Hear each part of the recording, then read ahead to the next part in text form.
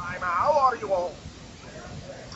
Once again, we take this opportunity to thank each and every one of you individually and all of you together collectively for allowing our civilization to communicate through this gate in this way at this time.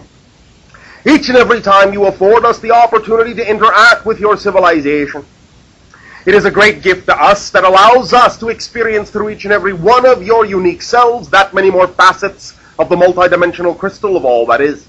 So we thank you for expanding our understanding of the many more ways that the infinite can express itself. We would like to begin this communication link with the following idea, a notion that many of you have discussed with us many, many times, and we would like to address in a very simplified and basic form at this time, and that is the issue you call health. Many individuals on your planet are very concerned about their health at this time for a variety of reasons. They are recognizing that perhaps their environment is not necessarily as conducive to health as you might like it to be, and thus you are finding yourselves for quite some time, and perhaps now at an accelerated rate, afflicted with many different kinds of diseases and conditions that are not necessarily representative of your ideal state of natural beingness, or what you might call simply health. Let us talk about the basics that need to be involved before you really focus on any kind of specific symptomology that might be connected to any particular kind of labeled disease, one of the exotic variety of many of the things that you have on your planet. Let us talk about what is necessary to incorporate in your lives if you really want to lay a foundation for health. Many of you really have heard many of these things quite often. They are not really new to you, but again, many of you may tend to forget when you come across the idea, whether it is you yourself or someone else, of a so-called specific disease. You tend to forget the idea very often that it requires a very basic understanding to begin with to create an environment within your body that will, in many cases, simply prevent the onset of any kind of disease whatsoever. These basic requirements, again, you have all heard them, but let us take a refresher course at this time, and it is basically as follows. It really is, in your terms, quite a moot point to discuss any specificity about the idea of how to cure this, how to get rid of that, how to clear this and that up, unless and until each and every one is fully utilizing these simple principles in their life. And number one would simply be this: oxygen. Many of you do not necessarily allow yourselves to get full requirement of oxygen into your systems, especially, no offense, in the way that your atmosphere happens to be at this time in terms of the fact that it is loaded with pollutants. The idea, of course, is the oxygenation of the system is the primary fundamental key that allows all of your cells the capacity to build themselves in the way that they need to be built. Oxygenation of the system is the fundamental element to begin with, and can to some degree be enhanced to the best of your ability by making at least an attempt to find some relatively clean environment, and or at least oxygenation of the system through the idea of deep breathing exercises, some kind of yogic practice, or at least some kind of restful meditation wherein there are deep, regular breaths, or at least the idea of relaxation, so that you are not, in that sense, panic breathing, which is short breaths, do not allow the idea for oxygenation of the system to fully occur. Number one, then, oxygen, oxygenation of the system. Number two, hydration of the system.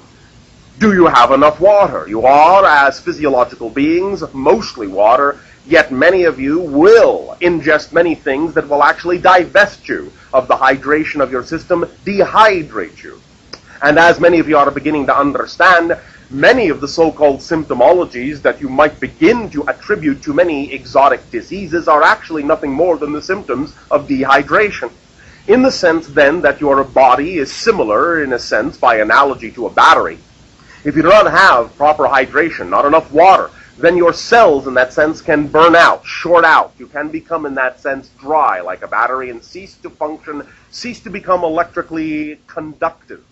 And in that sense, also, lack of hydration, lack of water in the system will not allow your cellular structure to flush the toxins in your system from the system, and this can cause many forms of buildup that will allow the immunological system and many cellular and enzymatic functions to cease, thus again causing many different kinds of symptomologies that can then open the door and lead the way to opportunistic organisms to bring about more and more complete forms of disease. So, the second idea is hydration of the system. Each and every one of you must find that it will be generally acceptable to have between 1 and 2 quarts of water a day. Otherwise, you will find you may not really readily have enough. Now, of course, every single individual is different, but you must understand something very important. When you are actually thirsty, that is your body's final signal that you do not have enough water.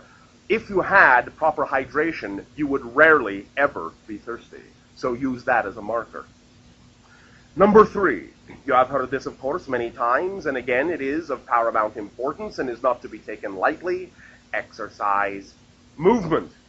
Movement is like the ability to pump the body, to allow the muscles to function as pumps for the cellular structures, to allow the water to flush the toxins from the system, to allow there to be energetic revitalization, and allow there to be strengthening of the muscular and skeletal structures, to utilize all of the different mineralogical elements that are going into the body and to allow them to act as building blocks nutritionally.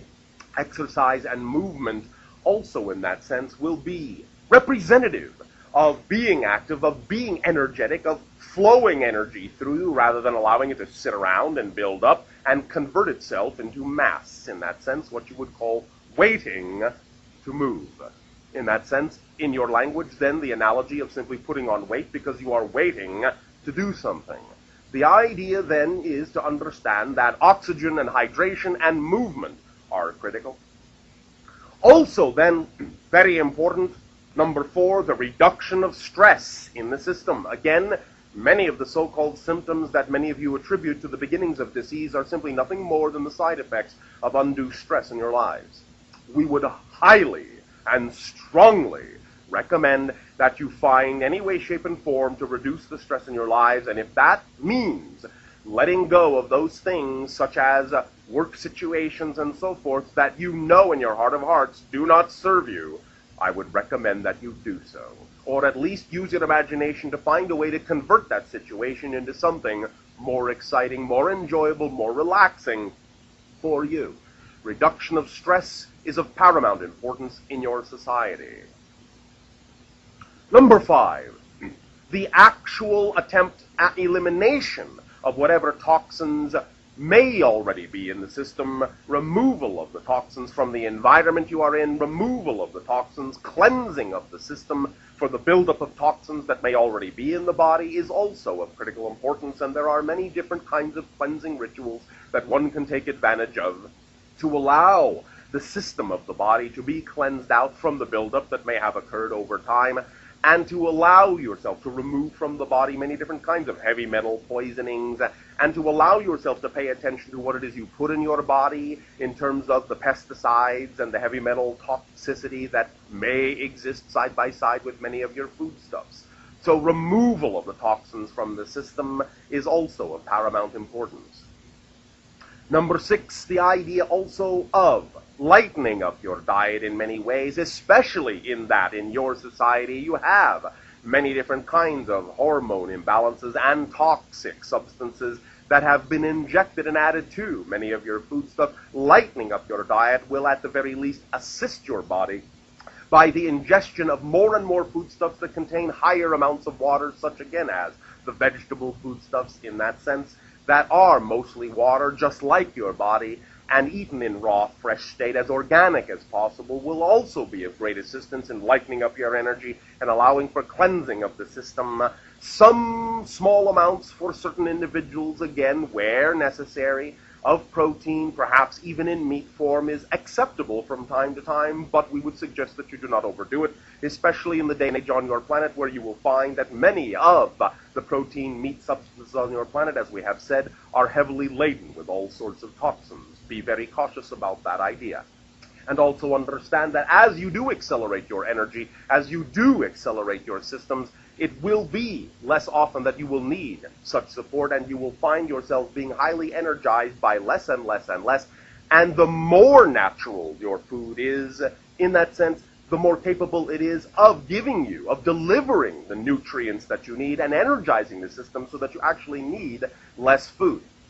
So you will find that these things will work hand in hand, that as you clarify your system, give it oxygen, give it water, reduce the stress, so on and so forth, your body will be, A, more receptive to the nutrients that are there in your natural foods, and as you then feed it more naturally, you will find that you will be energized and require far less. So these ideas are simply the foundation of health, and if you will allow yourself to recognize that these are very simple things that can be added to your life, you will understand that in, shall we just say, for analogy's sake, 99.99999999999% of the cases, these 6 ideas alone will eliminate almost any chance you will ever have of contracting any kind of disease in your life at all. So when you talk about the idea of how do we cure cancers, how do we cure AIDS, how do we cure this, how do we cure that, that's how you do it. By changing the lifestyle in that way and making sure your body has the foundational things it needs so that you will simply never get these things, because the body in and of itself has the natural intelligence to never bring about these kinds of diseases if you simply supply it with the immediate natural fuels that it needs, which are oxygen and water and lack of stress and lightness of food in that sense. Plain and simple, that's really all it will take for most of the things and most of the ailments you find that exist upon your planet. We thank you for allowing us to share this simple notion, this simple reflection with your society at this time. In return now for the gift that you are giving our civilization in allowing us to communicate with you in this way on this day, I ask now in return, in what way may I be allowed to be of service to you? You may begin with sharing in any manner you so desire.